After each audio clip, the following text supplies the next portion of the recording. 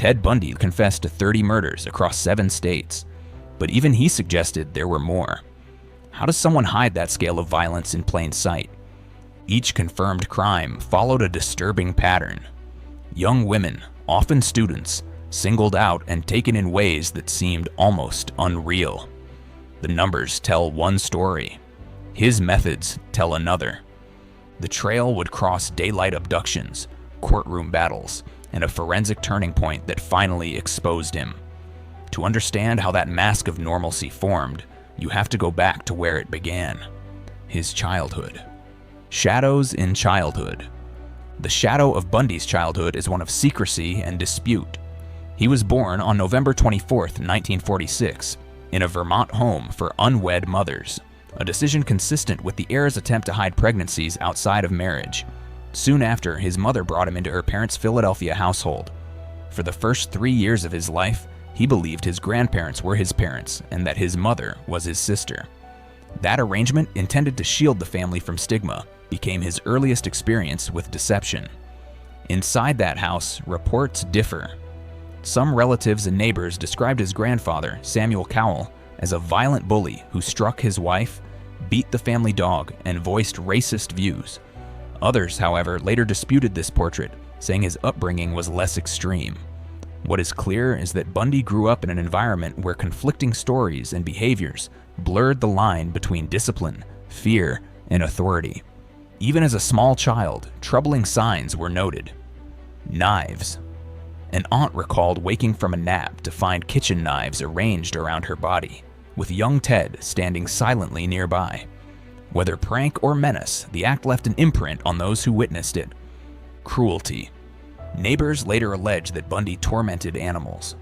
One recalled him suspending a stray cat on a clothesline, dousing it with lighter fluid, and setting it on fire.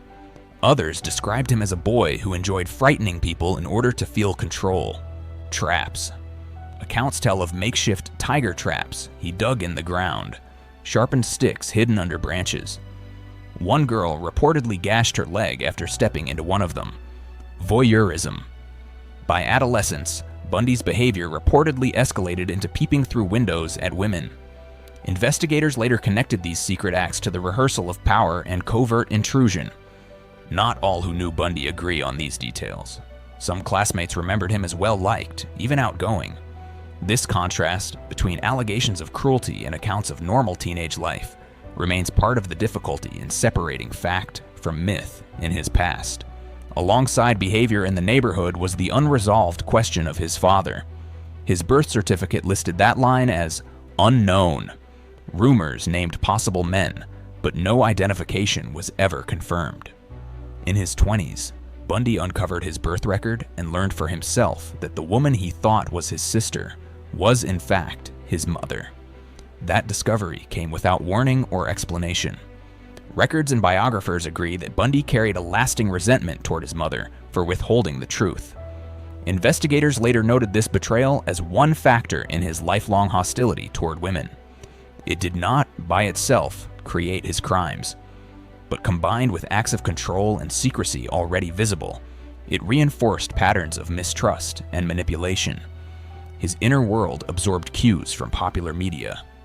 Detective magazines and pulp novels, often illustrated with images of women bound, attacked, or subjected to violence, captured his interest. For an adolescent already testing the boundaries of cruelty and secrecy, these images gave form to fantasy.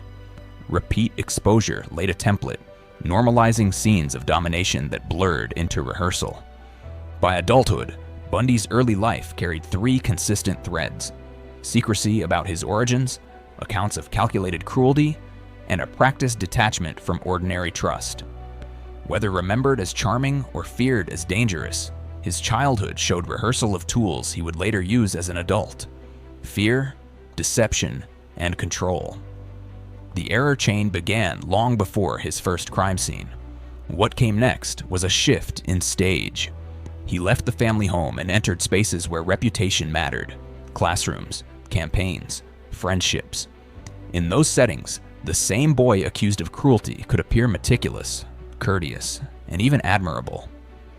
For Bundy, higher education did not just build status, it gave him camouflage. The double life in college. Bundy's college years marked the period when his public and private selves split most sharply. On campus and in civic spaces, he appeared to be an ambitious young man finding his way. In private, he rehearsed behaviors and built a pattern that few could recognize as dangerous. This double life, student, volunteer, political aide on one side and voyeur at night, was the foundation of his disguise. He first enrolled at the University of Washington in 1966 with an interest in Chinese studies. Academically, he was unremarkable, but socially, he presented himself as careful and deliberate. He dressed well, used dependable manners, and projected an image of a man with upward prospects. Here, he began dating Stephanie Edwards, often described as his ideal partner. When she ended the relationship in 1968, citing his lack of direction, the event left its mark. Biographers and investigators later noted it became a recurring grievance in Bundy's life, one that fed his bitterness toward women who embodied sophistication and social ambition. Though not a proven direct cause of later murders, this rejection surfaced time and again in his behavior. By 1969, he had returned to the University of Washington, this time pursuing psychology. Around then, he met Elizabeth Klopfer, a single mother who provided companionship, stability, and daily structure. To outsiders, this looked like a conventional partnership, but investigators later described Bundy's reliance on her as part of what they called a parasitic lifestyle. He lived in her home, accepted meals and support, and used her network of contacts while investing little of himself in return. This pattern of leaning on women for material and social needs, while projecting responsibility in public, became vital to his hidden strategy. At the same time, he began navigating civic and political spaces. Bundy volunteered on the governor's re-election campaign in the early 1970s, circulating at strategy meetings and earning a reputation as an articulate, reliable worker. He also served on state crime prevention committees, positions that embedded him deeper in institutions of trust. To peers in those settings, he was a young man devoted to public service. None saw the disconnect. While planning campaign literature by day, he prowled neighborhoods by night, testing methods of surveillance and subtle control. Perhaps his most convincing front was at the Seattle Suicide Hotline Crisis Center in 1971. There, he counseled callers in moments of despair. Colleagues remembered him as calm, attentive, and empathetic. To sit at a phone in that place meant credibility, and Bundy borrowed the trust of the institution for his own cover. While his voice sounded steady, his private compulsions were sharpening. The contrast between those roles revealed his central tactic, adopting helpful masks in public, while hiding urges no one around him suspected. Relationships ran in parallel. After years apart, he reconnected briefly with Stephanie Edwards in the early 1970s. By then, his academic standing had improved, and he was preparing for law school at the University of Puget Sound. Records and accounts suggest he re-established intimacy, mainly to prove he could, to erase the humiliation of her earlier rejection. Once he felt he had secured that validation, he ended contact abruptly. For Bundy, intimacy was not emotional, it was transactional, used to control the narrative. In the same period, he moved closer to Carol Boone, a co-worker who described him as polite and gentle. Each relationship was sealed off from the others, part of his skill in compartmentalization. The pattern grew clearer with hindsight. To political allies, he was witty and dependable. To Boone, he was a prospective partner. To Klopfer, he was the boyfriend in need of care. To Edwards, he seemed like a promising young man, renewed. Each role was crafted deliberately, each mask tailored for its setting. At the same time, women around the University of Washington and nearby campuses began disappearing. Authorities treated many of these incidents as unrelated, but their timing coincided with Bundy's most socially successful period. His ascent in public life moved step for step, with escalating violence in secret. By this point, Bundy's charm was not casual, it was tactical. Public service roles, romantic partnerships, and academic ambition gave him the means to appear normal. They also bought him time. Investigators would later see this phase as the transformation of Bundy from a drifting young man into a predator who could manufacture trust and exploit it relentlessly. The split between public courtesy and private rehearsal could hold only so long. By early 1974, the hidden side forced its way into the open. In one night, Bundy crossed from voyeurism to brutal assault, beginning the sequence investigators would later trace as the error chain that exposed him. The Seattle Error Chain. The Seattle Error Chain began with a sharp escalation in early 1974. Investigators would later trace it step by step. The shift from voyeurism to breaking into homes, the near-fatal assault on Karen Sparks, and the first abduction with Linda Ann Healy. Each event connected into a sequence that revealed both Bundy's methods and the blind spots that allowed him to continue. On January 4th, Bundy entered the basement apartment of 18-year-old Karen Sparks in Seattle's University District. Using a metal rod from her bed frame, he beat her while she slept. Sparks survived, but she remained in a coma for days and would suffer permanent injuries. For Bundy, this marked a decisive move from secret rehearsals to physical violence with lethal intent. The attack was brutal but incomplete.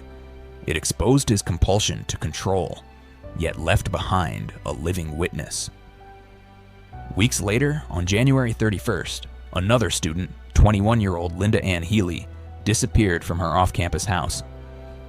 Friends last saw her in her basement room, where she had gone to sleep after a night out.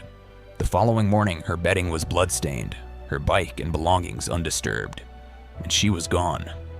Unlike Sparks, Healy never returned. This was the first known abduction that fit Bundy's emerging pattern. Sparks showed escalation to attempted murder. Healy showed a leap into disappearance with no body left behind. At the time, police departments in Seattle viewed both cases through different lenses. Sparks looked like a home invasion assault. Healy looked like a missing persons case. Without a body, ransom note, or witnesses, investigators had little reason to connect them. Forensics in 1974 provided almost nothing that could draw links. No DNA testing, limited trace analysis, and no shared physical evidence across scenes. In that absence of tools, the early error chain advanced unchecked. Bundy attacked, then folded back into everyday life without detection. As spring passed, more young women disappeared. Most were white, in their teens or early 20s, enrolled in area colleges, and often wore their hair long, parted in the middle. To families and reporters, these comparisons looked jarring. Detectives, too, began to see a thread, though at first they weighed multiple theories, from runaway cases to serial abduction. Competing leads stalled progress, but the common profile among victims became harder to dismiss. Bundy exploited that gap. After each disappearance, he appeared at law classes, campaign meetings, and at the Suicide Hotline Crisis Center, showing composure and social credibility. This contrast, predictable routine by day, predatory violence by night, made him an unlikely suspect. Without a record, his name did not surface in early police comparisons. Silence and absence defined the cases more than evidence and testimony. By mid-1974, detectives began assembling a tentative pattern. They noted the geography around Seattle's University District, the sudden vanishings with no demands for money, the repetition of victim traits. Case meetings increasingly used the word series. At the same time, they had few hard leads. No suspect descriptions stuck, and abduction scenes left behind little more than missing bedsheets or undisturbed rooms. It was not denial of a trend, but a struggle against scarcity of proof. This was the structure of the Seattle error chain. Voyeurism had primed him. Sparks marked the first violent test, ending in survival. Healy demonstrated abduction aimed at permanent removal. Each event gave him confidence to repeat, sharpen, and escalate. For investigators, the cost was a growing list of missing women without answers. For the city, the effect was creeping fear. Roommates patrolling their own halls, parents warning daughters, the quiet sense that someone deliberate was operating. Bundy's skill was not in complex staging, but in exploiting those gaps between social trust and investigative limits, between routine and attack. That mismatch let him continue unchallenged through the first half of 1974. But the chain did not end in basements and bedrooms. His next move abandoned secrecy entirely, testing the same pattern in front of dozens of witnesses. The community would no longer be able to dismiss what was happening. Daylight, Predator. July 14th, 1974, marked a new phase. Until then, Bundy had struck in private spaces. That day at Lake Sammamish State Park, he operated in full daylight, surrounded by thousands of witnesses. It was not concealment, but confidence. The choice of setting showed just how far he trusted his disguise. Bundy entered the park with a calculated ruse. His left arm rested in a sling, making him appear harmless, even in need of help. Moving among picnic tables and the crowded beach, he introduced himself as Ted. His request was simple. Could someone help him load or unload a sailboat from his car? It was rehearsed, polite, and plausible. The kind of appeal that drew sympathy without raising alarm. Well, several women declined, noting the odd request or citing other plans. Yet within hours, 2 women vanished. Janice Ott, a 23-year-old probation caseworker, and Denise Naslund, a 19-year-old student, were last seen walking toward the parking lot in separate moments with the man in the sling. Neither returned. By sundown, their absence had entered police files as 2 missing persons reports. In truth, they represented Bundy's boldest successes yet. Witness testimony transformed this case. Dozens of park visitors remembered the same details: a tan or bronze-colored Volkswagen Beetle, a young man with an arm in a sling, a polite conversation about helping with a sailboat, and a first name, Ted. For investigators, this was the clearest picture to date, not just of how he operated, but of who he was. That risk left a trace. It also narrowed the field. King County Police acted quickly. They produced a composite sketch and circulated flyers across the region. For the first time, the investigation had a face. The reports reached far beyond park visitors. Acquaintances of Bundy, fellow students, co-workers, even his girlfriend Elizabeth Klopfer, noticed the similarities and contacted police. Yet doubts persisted. Could a clean-cut law student and political volunteer really match the sketch? The answer was deferred, and Bundy moved on.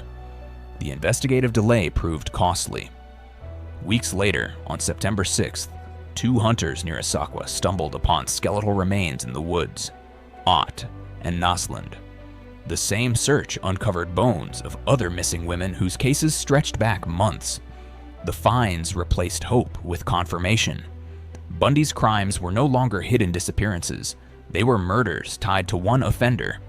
Further discoveries reinforced the pattern. On Taylor Mountain, east of Issaquah, authorities recovered skulls and jawbones belonging to Linda Ann Healy, Jorgen Hawkins, Roberta Parks, and Brenda Ball. It was not random disposal. Evidence suggested Bundy revisited these sites, maintaining contact with his victims post-mortem. Forensic interpretations pointed to ritual behaviors, manipulation, grooming, and possession that extended control well after death. These findings separated him from impulsive killers. His actions showed deliberate cycles of return and reinforcement. Lake Sammamish changed more than his method. It changed how investigators and the public conceived the predator in their midst. Abducting 2 women in daylight among hundreds of witnesses was a demonstration of control. Bundy relied on charm as a tool, a trusted name, and the borrowed credibility of a harmless appearance.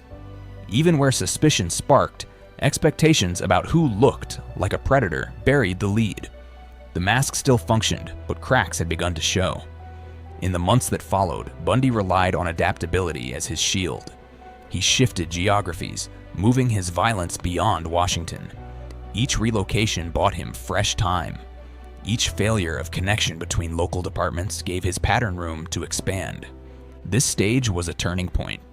Investigators now had a sketch, a name, and a vehicle that tied Bundy to multiple crimes.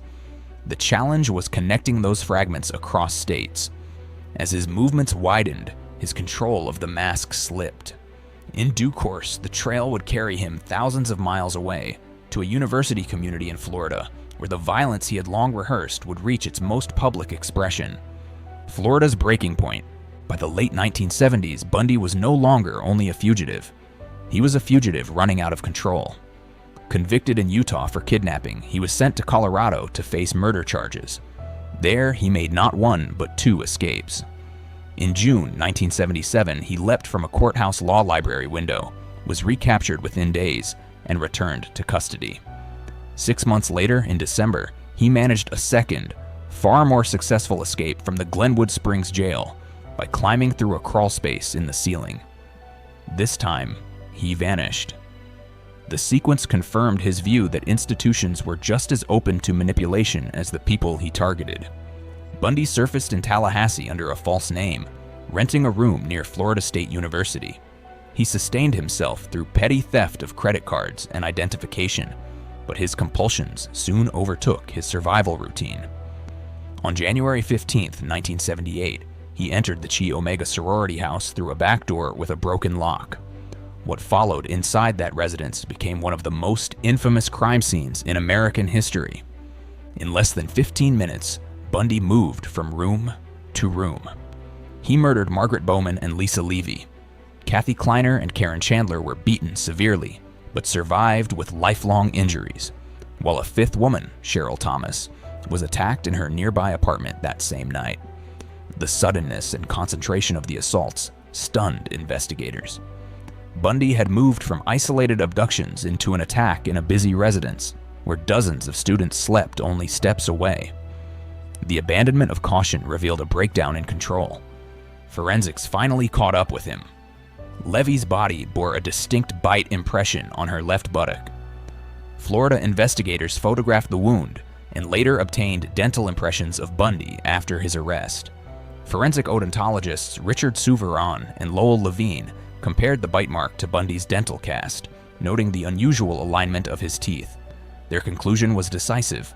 The impressions matched. In an era before DNA testing, this mark functioned like a fingerprint. For prosecutors, it was physical proof that tied Bundy directly to murder rather than a pattern of disappearances. Bundy's response was to turn his defense into theater.